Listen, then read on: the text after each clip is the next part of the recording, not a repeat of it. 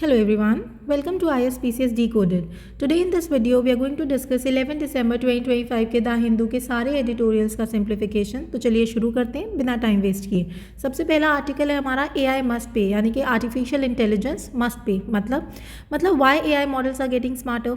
सबसे पहला सवाल यही है क्योंकि AI मॉडल्स ChatGPT जैसे कि स्मार्ट हो रहे हैं। क्यों? क्योंकि मशीन लर्निंग इंप्रूव हो रही है और इंटरनेट से ह्यूज डेटा मिल रहा है जिसे वो पढ़कर सीख लेते हैं। So what is the main problem?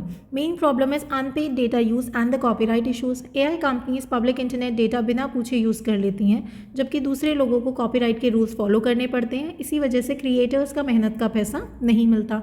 So who are affected? Content creators and the publishers. News organisations, authors, book publishers का डेटा AI मॉडल्स ट्रेन होने के लिए यूज़ करते हैं बिना रॉयल्टी दिए, which is unfair. So what is the government step? Government is talking about working paper on AI and the copyright. Government ने एक वर्किंग पेपर रिलीज़ किया है जो कि AI और कॉपीराइट के इशू को सॉल्व करने की कोशिश करता है। ये एक पॉजिटिव शुरुआत हो सकती है। So what is the propose solution? Solution is mandatory licensing framework, यानी कि पेपर का आइडिया है कि AI कंपनीज़ को मैंडेटरी लाइसेंस लेना होगा जिससे वो इंटरनेट स्क्रैप कर सकेंगे, लेकिन उन्हें रॉयल्टी देनी पड़ेगी एक कॉपीराइट लाइक बॉडी को। सो what is this royalty calculation problem? Small versus the big publishers. एक इशू ये है कि स्मॉल क्रिएटर्स को लग सकता है कि उनका कंटेंट कम यूज़ किया हुआ है, फिर भी उन्हें उतना पैसा नहीं मिलता जितना बिग मीडिया हाउसेस को मिलता है। So court cases, legal uncertainty. AI companies और पब्लिशर्स के बीच केसेस चल रहे हैं पर अभी तक क्लियर जुडिशियल रूल्स नहीं आए हैं और इसीलिए गवर्नमेंट को प्रोएक्टिव होना पड़ेगा। सो what is the urgent need? Urgent need is policy before the damage happens. Committee ने सही कहा है कि कोर्ट का वेट करना रिस्की है। AI फर्म्स को रेगुलेट करने के लिए पॉलिसी अर्जेंटली नीडेड है। So what can be the solution? The solution is fair royalty system and the copyright body. Government को ट्रांसपेरेंट रॉयल्टी सिस्टम बनाना चाहिए जिसमें AI कंपनीज़ के रेवेन्यू का शेयर क्रिएटर्स को मिले और साथ ही एक कॉपीराइट बॉडी बनानी चाहिए जो कंटेंट क्रिएटर्स के राइट्स प्रोटेक्ट करे और पेमेंट फेयरली डिस्ट्रीब्यूट करे। इसी के साइड में एक और आर्टिकल दिया हुआ है which is very important, which talks about the national song debate, Vande Mataram controversy. 2-3 दिन से ये आ रहा है, डेली हम डिस्कस कर रहे हैं। मैं जानती हूँ कि ये आप पहले पढ़ चुके हैं, अगर आपको नहीं देखना आप स्किप कर सकते हैं, लेकिन those who are watching it for the first time वो देखते रहें, या देख भी लिया तो आप रिविजन कर सकते हैं। So why the sudden debate on Vande Mataram? Parliament में वंदे मातरम को लेकर हीटेड डिबेट हुआ। सरकार ने यह कहा कि कांग्रेस ने सॉन्ग को म्यूटिलेट किया और सिर्फ 2 स्टैंजाज यूज़ किए, पर असल में ये डिसीजन 1937 के कांग्रेस वर्किंग कमेटी ने नेशनल ड्यूटी को ध्यान में रखकर लिया था। So what is the original 1937 Congress decision? Nehru, Patel, Rajendra Prasad, Azad, Bose सब लीडर्स इस रेजोल्यूशन का पार्ट थे। उन्होंने डिसाइड किया कि सिर्फ पहले 2 स्टैंजाज नेशनल यूज़ के लिए ठीक रहेंगे, क्योंकि बाकी स्टैंजाज में रिलीजियस इमेजनरी है जो वो सब कम्युनिटीज़ को सूट नहीं करती, और ये डिसीजन हिंदू मुस्लिम यूनिटी के लिए लिया गया था। So what is the Gandhi's influence? Gandhi Congress working committee member नहीं थे, पर उनकी एडवाइस से ही रेजोल्यूशन फाइनलाइज हुआ था। उन्होंने बोला कि national unity is more than poetic purity, इसलिए एडिटेड वर्जन ही अडॉप्ट होना चाहिए। And why edits were needed? Because song में हिंदू गॉडेस इमेजनरी थी। फ्रीडम स्ट्रगल के टाइम मुस्लिम पार्टिसिपेशन ह्यूज था, इसलिए लीडर्स चाहते थे कि कोई भी कम्युनिटी एलिनेट ना हो। एम था inclusion and not division. So constant assembly debates. Independence के बाद असेंबली ने 3 सॉन्ग सुने, वंदे मातरम, जनगण मन और सारे जहां से अच्छा। वंदे मातरम को नेशनल सॉन्ग माना गया, पर नेशनल एंथम के लिए जनगण मन चूज हुआ। यह डिसीजन लीगल, डेमोक्रेटिक और इंक्लूसिव था। So what is this legal status? Anthem versus song. Constitution में नेशनल एंथम का मेंशन नहीं है, पर 1971 के लॉ में एंथम का डिसरिस्पेक्ट पनिशेबल है, जो कि नेशनल सॉन्ग के लिए कोई लीगल पनिशमेंट तो है नहीं, इसलिए दोनों लीगल स्टेटस के हिसाब से इक्विवेलेंट नहीं हो सकते। पास कोर्ट ऑब्जर्वेशंस। कोर्ट ने कहा है कि नेशनल सॉन्ग को रिस्पेक्ट मिलनी चाहिए, पर एंथम के इक्वल स्टेटस देना लॉ का काम नहीं है, रिट पिटिशंस का नहीं है। Now what is the why is the current government pushing the issue? Author का कहना है कि 75 ईयर्स बाद भी ये इशू उठाना पॉलिटिकल मोटिव्स को शो करता है। शायद गवर्नमेंट नेशनल सॉन्ग या एंथम चेंज करने का मूड बना रही है without touching the constitution. So what is the historical reality versus the political messaging? जो लोग आज कांग्रेस पे अपीजमेंट का चार्ज लगा रहे हैं वो इग्नोर कर रहे हैं कि पटेल, बोस, राजेंद्र प्रसाद सब ने 1937 का डिसीजन सपोर्ट किया था। सॉन्ग को एडिट करना बेट्रियाल नहीं पर नेशन बिल्डिंग स्ट्रैटेजी थी। सो what is the core theme of controversy? Debate का असली मुद्दा ये है कि हिस्ट्री को डिस्टॉर्ट कर पॉलिटिकल गेन लेना या फिर यूनिटी का असली लेसन को समझाना या समझना। सो वंदे मातरम का एसेंस हार्मनी है, not the division. So what can be the solution? India को नेशनल सॉन्ग डिबेट को पॉलिटिकल वेपन बनाने की बजाय एक हिस्टोरिकल लेसन की तरह लेना चाहिए। ट्रू नेशनल यूनिटी तब आएगी जब सेक्युलर इंक्लूसिव इंटरप्रिटेशन अडॉप्ट हो, पार्लियामेंट सिंबॉलिक इशूज़ की जगह present day governance issues discuss करे, नेशनल सिंबल्स को रिस्पेक्ट मिले बट फोर्स नहीं, हिस्ट्री को सिलेक्टिवली कोट करने के बदले फुल कॉन्टेक्स्ट समझाया जाए, and lastly political parties unity के लेगेसी को डिस्टॉर्ट ना करें। This approach restores the social harmony and strengthens the constitutional nationalism. Next editorial हमारा सेम पेज में नीचे लेफ्ट हैंड साइड में छोटा सा दिया है, truce in tatters, Thailand Cambodia conflict, but this is important for our paper too. So what is the background of this tension? Thailand और Cambodia के बीच में बॉर्डर एरिया में पुरानी टेंशन चल रही है, खासकर प्रे विहार टेम्पल के आसपास। ये जगह दोनों कंट्रीज क्लेम करती है, इसलिए छोटी छोटी क्लैशेस जल्दी बढ़ जाती हैं। So what is the trigger for the latest violence? मई से क्लैशेस बढ़ने लगे, एक कंबोडियन सोल्जर मारा, फिर कंबोडिया ने थाई गुड्स बैन किए और बॉर्डर बंद कर दिया। जुलाई में थाई सोल्जर्स जो है लैंडमाइन ब्लास्ट में इंजर्ड हुए और ये सब ट्रस्ट को और कमज़ोर कर। तो ये लेटेस्ट जो है एस्केलेशन है 7 दिसंबर को जो हुई, उसके बारे में क्या है देखते हैं। थाईलैंड ने सीज फायर फॉलो करना बंद कर दिया था लैंडमाइन ब्लास्ट के बाद। कंबोडिया ने एक्यूज़ किया कि थाईलैंड ने एयर स्ट्राइक्स किए और दोनों साइड से फायरिंग हुई। 48 लोग मारे गए, 3 लाख से ज़्यादा लोग डिस्प्लेस्ड हुए और सिचुएशन बहुत डेंजरस हो गई थी। सो what is the history? Why this conflict never ends? Issue colonial treaties यानी कि 1904 और 07 से जुड़ा है।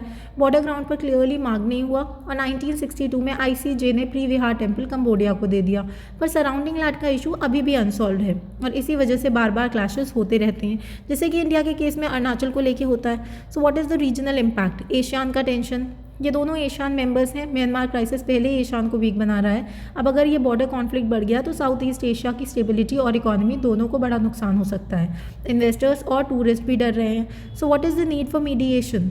मलेशिया, इंडोनेशिया जैसे एशियन कंट्रीज़ पहले भी मीडिएशन में हेल्पफुल रहे हैं, उन्हें दोनों कंट्रीज़ को वापस डायलॉग पर लाना होगा। वॉर से किसी का फ़ायदा नहीं होगा।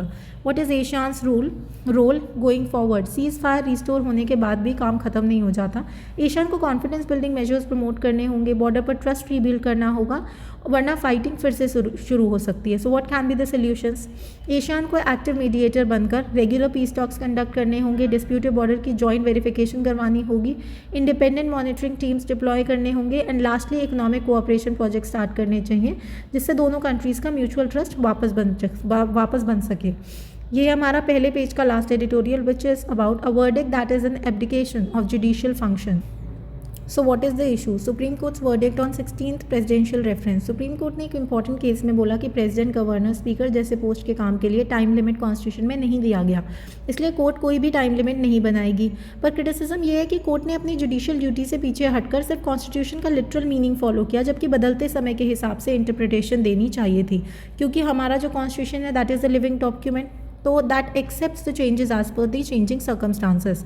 सो what is the problem? Constitution में टाइम लिमिट्स नहीं है। कॉन्स्टिट्यूशन ने गवर्नर, स्पीकर, प्रेसिडेंट के एक्शंस के लिए डेडलाइन नहीं लिखी।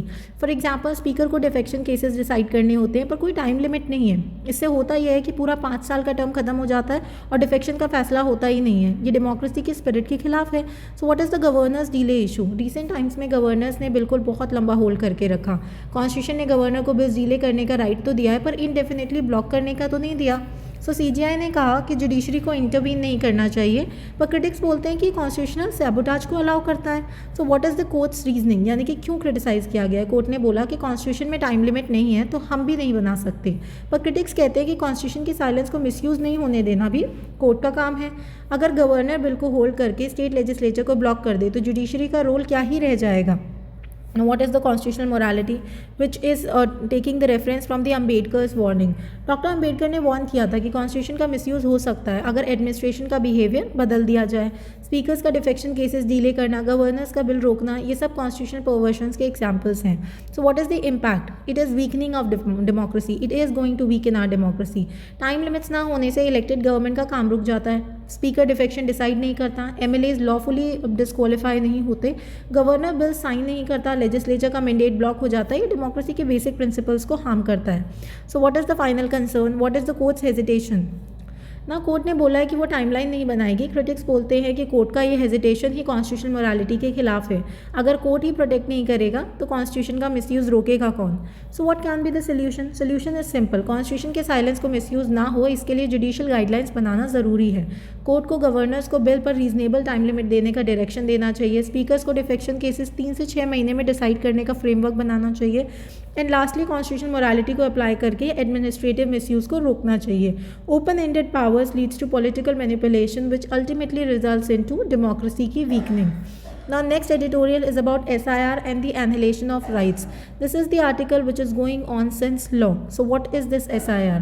SIR phase 2 इलेक्शन कमीशन का स्पेशल इंटेंसिव रिवीजन है। 12 स्टेट्स और यूटीज़ में चल रही है और 51 करोड़ वोटर्स की चेकिंग हो रही है। So what are the laws on voters? Section 19 law कहता है कि जो पर्सन किसी एरिया का ऑर्डिनरी रेजिडेंट है वो वोटर बन सकता है।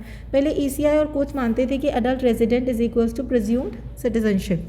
Now next is earlier interpretation. 1999 Guwahati high court कहता है कि ordinary resident is equals to habitual resident and intent to stay, मतलब default assumption is equals to valid voter unless proven otherwise. So what change now? अब SIR बोलता है कि हर voter को prove करना होगा कि वो एलिजिबल है even if they voted earlier. पुराने 2002 और 5 रूल से मैच करना मैंडेटरी है। Why is this shift of responsibility? पहले स्टेट वेरीफाई करता था, अब सिटीजन को सब डॉक्यूमेंट्स प्रूव करने पड़ेंगे which increases the risk of mass disenfranchisement. Who will suffer the most? Obviously women, because name change after marriage happens, then migrants, and lastly the homeless people जिनके पास stable documents नहीं होते। Similarity with the welfare tech problems, MNREGA, PDS, THR, सब में एक ही pattern, state shifts the burden, strict deadlines, mass deletions, and lastly the exclusion. So what is the case of MG NREGA? ABPS, Aadhaar based payment system यानी कि ABPS। इसके वक्त workers को बोल दिया गया था कि आधार लिंक नहीं होगा तो नो वेजेस, ना डॉक्यूमेंट मिसमैच हुए, माइग्रेशन इश्यूज हुए एंड लैक ऑफ डिलीशंस हुआ। सो क्या हुआ? लोगों को बहुत प्रॉब्लम हुई ना। How officials react under pressure? Officials को स्ट्रिक्ट टारगेट्स दिए जाते हैं डैशबोर्ड पे नंबर्स दिखाने के लिए। डिलीशन ईजीएस्ट ऑप्शन होता है, कभी कभी एक्सट्रीम स्ट्रेस हो जाता है जिससे सुसाइड्स भी रिपोर्ट हुए हैं। NMMS ऐप का एग्जाम्पल दिया है।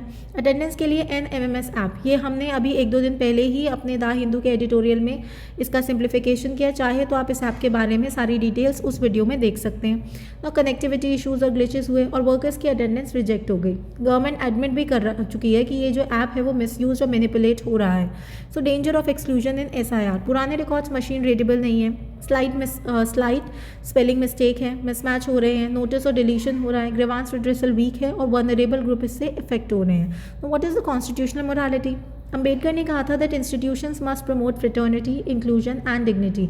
SIR का prove yourself model in version of citizenship violets the constitutional morality.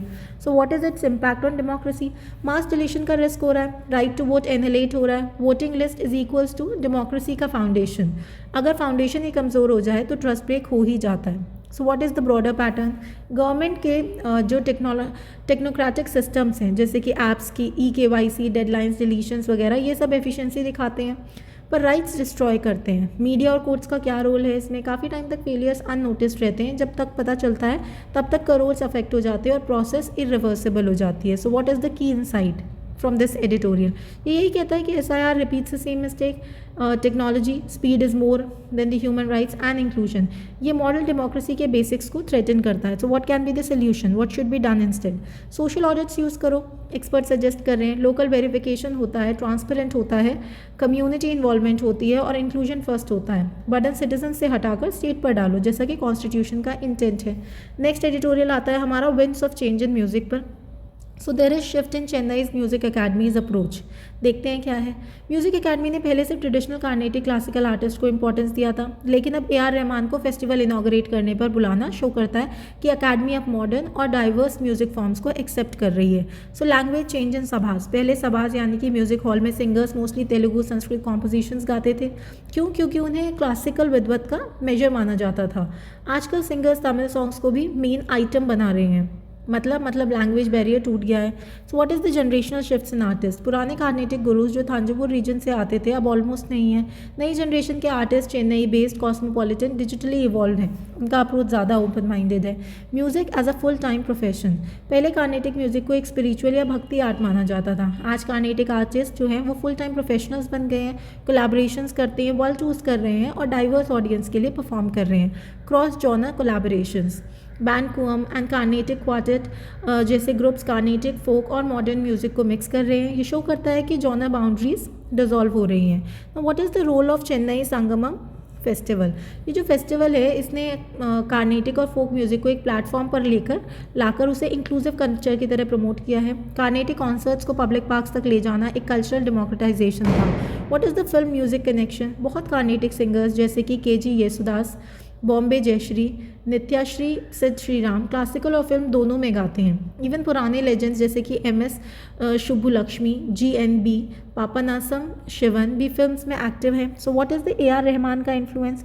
TM. Krishna के वर्ड्स में रहमान ने sound quality, technology, global music blending से इंडियन फिल्म म्यूज़िक को रेवोल्यूशनरी चेंज दिया।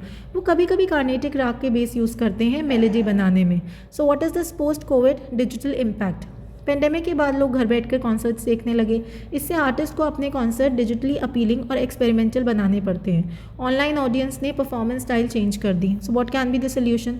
सोल्यूशन सिंपल है। इंडिया के क्लासिकल आर्ट को सर्वाइवल और ग्रोथ दोनों के लिए अडेप्टेबिलिटी ज़रूरी है। कार्नेटिक म्यूज़िक को अपनी रूटेड ट्रेडिशन को बचाते हुए इंटरडिसिप्लिनरी ओपननेस अडॉप्ट करना होगा। इससे यंग ऑडियंस अट्रैक्ट होगी, रीजनल इंक्लूसिविटी बढ़ेगी and lastly global recognition strong होगा, जो कि हमारी कंट्री के सॉफ्ट पावर के लिए बहुत अच्छा साबित होगा। Next and last editorial on the next page is talking about Sudan civil war. So basic issue है क्या? सूडान में 2030 से सिविल वॉर चल रही है। दो मिलिट्री ग्रुप्स, पहला है SAF which is Sudanese army और RSF यानी कि रैपिड सपोर्ट फोर्सेस, पावर के लिए लड़ रहे हैं। दोनों ही पावर के लिए लड़ रहे हैं। दोनों जनरल्स अपनी पावर और पैसा नहीं छोड़ना चाहते थे, इसलिए कॉन्फ्लिक्ट शुरू हुआ। So what are the key opponents which is SAF versus RSF? SAF को जनरल अल बुरहान लीड करते हैं और RSF को हिमेदेती। पहले दोनों मिलकर डिक्टेटरशिप हटा चुके थे, पर जब RSF को नेशनल आर्मी में मर्ज करने की बात आई तो लड़ाई फूट पड़ी। सो what is the territorial control? Sudan divide हो गया। SAF सेंट्रल और ईस्टर्न एरियाज़ में पावरफुल है और RSF जो है वो वेस्टर्न सूडान यानी कि दारफूर और कोरदाफूर में स्ट्रॉन्ग है। इससे कंट्री प्रैक्टिकली दो हिस्सों में बांट गई है, या कह सकते हैं कि बांटी गई है। Now what is the recent violence talks about the Kalogi strike. सो इसमें क्या हुआ कि एक ड्रोन स्ट्राइक थी जिसमें बच्चों और सिविलियंस की डेथ हुई। स्कूल और हॉस्पिटल दोनों हिट हुए और रेस्क्यू करने आए लोगों पर भी अटैक हुआ। सिचुएशन बहुत डेंजरस हो चुकी थी। So now we talk about the fall of Al Fasher which is the turning point. Basically Al Fasher SAF का लास्ट जो है वो स्ट्रॉन्ग होल्ड था। 18 महीने का सीज के बाद ये गिर गया। RSF ने सिटी को रोड्स ब्लॉक करके स्टार्वेशन जैसा कंडीशन क्रिएट किया। Hundreds of civilian attacks record हुए। Now humanitarian disaster, 10 million displaced. Sudan में लगभग 10 मिलियन लोग अपने घर छोड़कर भाग चुके हैं। दुनिया का सबसे बड़ा और फास्टेस्ट ग्रोइंग डिस्प्लेसमेंट क्राइसिस, 50,000 से ज़्यादा लोग मर चुके हैं। So what is this food scarcity and price explosion? Basic food grains जैसे कि शोरगम एंड मिलेट के दाम 10 गुना से 100 गुना बढ़ गए। अल फशेर में 3.5 किलो में जो मिलेट है उसका प्राइस $500 क्रॉस कर गया। लोगों के पास खाने को कुछ भी नहीं बच गया था। So basically Sudan entered famine. So इसमें क्या है, 2025 में सूडान फेमाइन कैटेगरी में चला गया। मिनिमल जो फूड सिक्योरिटी वाले जो लोग थे 47% से गिरकर 24% हो गए और क्राइसिस लेवल हंगर 13% से 31% तक पहुंच गया। हंगर इमरजेंसी पीक पर थी। So why this crisis getting worse? दोनों ग्रुप्स अपनी टेरिटरी एक्सपैंड करना चाहते हैं। पीस टॉक्स फेल हो रहे हैं। इंटरनेशनल एड ग्राउंड तक नहीं पहुँच पा रही और मार्केट्स कोलैप्स हो चुकी हैं। लोग बेघर, बीमार और भूखे हैं। So what can be the solution? Solution is international pressure and regional diplomacy. उन दोनों को स्ट्रॉन्ग बनाना होगा। ह्यूमैनिटेरियन कॉरिडोर्स ओपन करने होंगे। Cease fire monitoring independent bodies को देनी होगी। फूड सप्लाई चेन सिक्योर करनी होगी और लॉन्ग टर्म सोल्यूशन के लिए power sharing and army reform start करने होंगे। इसी के साथ हमारा 11 दिसंबर 2025 के सारे एडिटोरियल्स का सिंप्लीफिकेशन मैंने कर दिया है। आई होप आपको समझ आया होगा। इसके बाद द हिंदू रीड करके देखना। Until then, study hard. Best of luck.